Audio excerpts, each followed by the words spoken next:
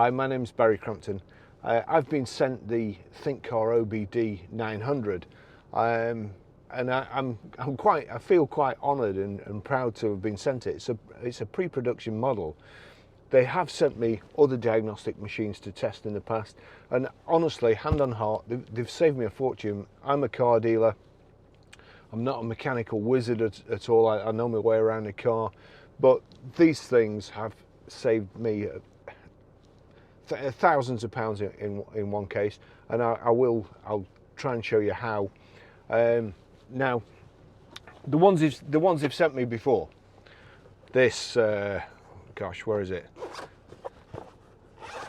They sent me this one, which is beautiful machine, and that's the dongle there. That's a Bluetooth dongle, just hides in there and plugs in.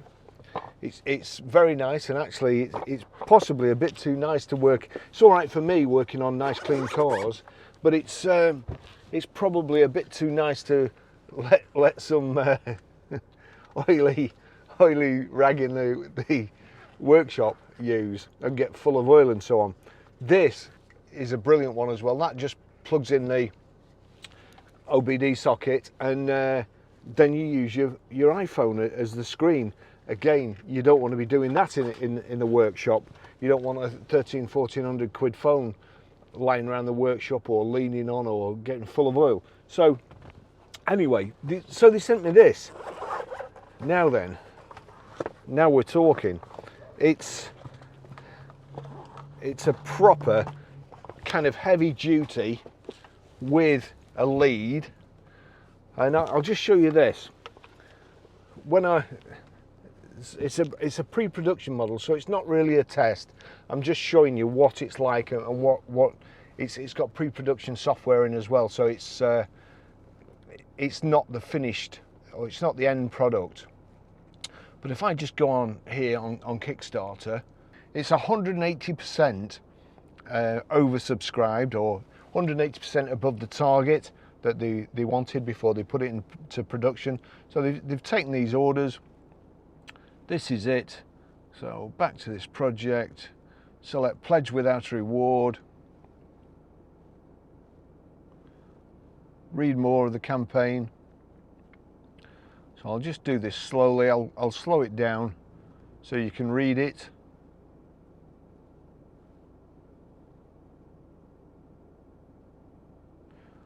There you go, that's what it does. Full OBD2 functions, read codes, clear codes, mil fault indicator light, live data. I think actually as you get further down, it does show you the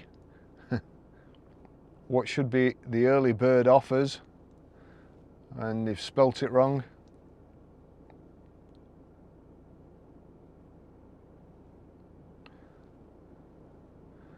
There you go, the early bird spectral.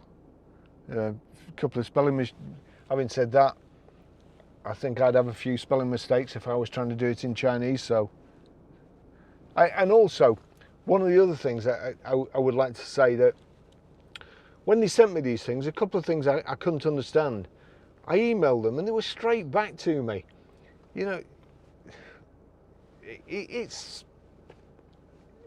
good. It's good to know. It's good to know that they will help you. But that's it all. And those are the special offers.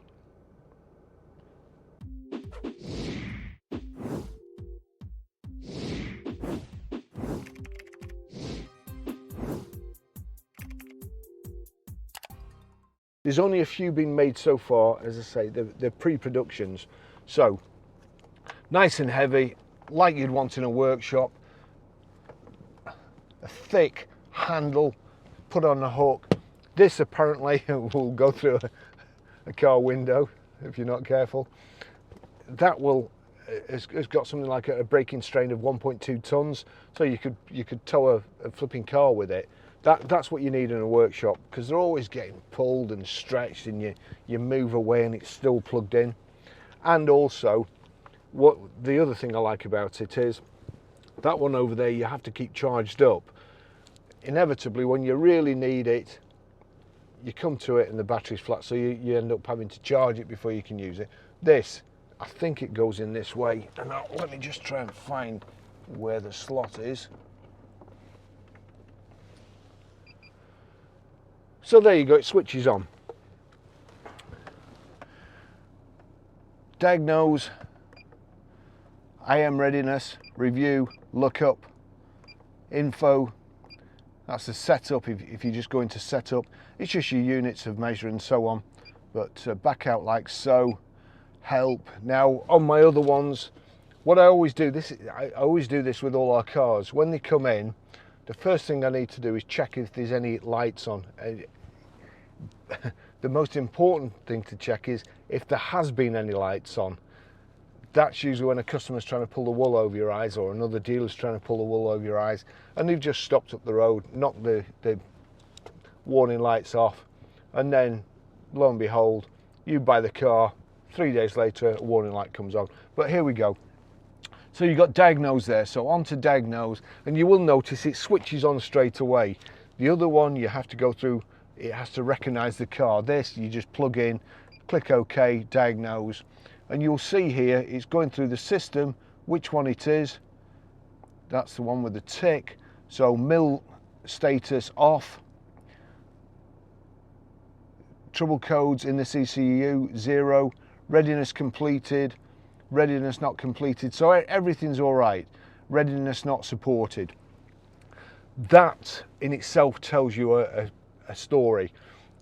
If I'll just go back out here, click back out there, if there was any codes in, you could go to erase codes, but I want IM readiness. Click on there and you'll see there ticks is all ticks, it's all ready. Sometimes it takes between 4 to 7 drives, or well, usually 3, but to be on the safe side, 4 to 7 before all those are ready. There's all green ticks.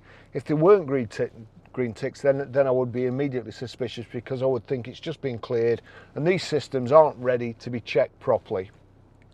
Anyway, we'll go back out of there, and then you've got data stream there. Actually, no, we'll go back, diagnose, OK. We'll get into that screen, and then you've got erasing data over there. We'll go over to data, click OK. View all items or select items. I'm going to view all items, and I'll try and show you what it says there, get supported data loading. This is what I look for when I'm buying a car. So all this stuff it shows you. Calculated load value, engine coolant temperature, nothing out of the ordinary, nothing jumps out there. What I want to go down to here, intake air temperature, distance travelled whilst MIL is activated, 0 miles. So that's good. It's not been driven with a warning light on. Then I go down here, distance travelled since DTC's cleared, 2,445 miles. So it had a problem, 2,445 miles. Well, not necessarily a problem, but cars, when they're on a forecourt, people jumping in, the batteries go flat, you start them, you jump start them, it brings all sorts of lights on in some cases. So it can be quite, it can be quite innocent. So anyway, 2,445 miles ago, and then, so I'm quite happy with that. It's driven around for 2,445 miles without a reoccurrence of whatever it was. So you can safely say if there was a problem, then it was fixed.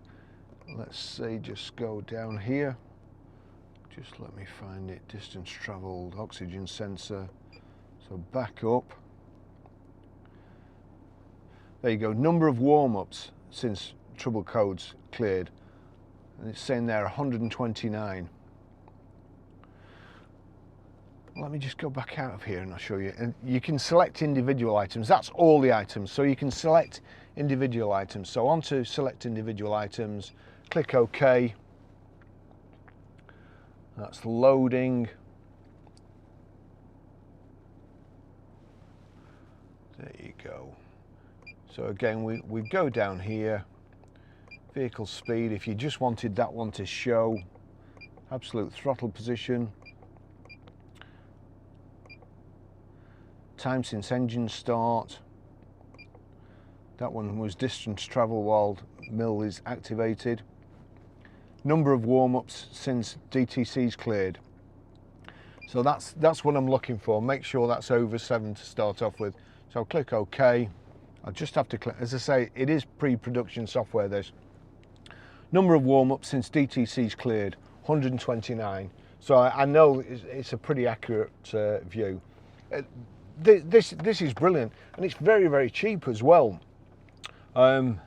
Especially if you buy it on Kickstarter, you can get a massive discount on it if you pre-order it. Let's just go back, view all graphic items. And you've also got these quick keys here. EVAP system, oxygen sensors, we'll click on there. There you go, bank one sensors. And that's giving you all that information.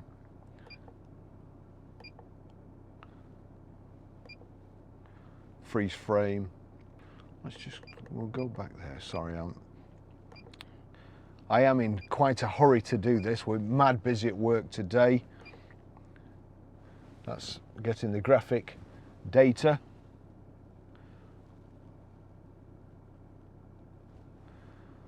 Just we'll take it down to something where you can see it move. So, oops, gone too far. Engine revs.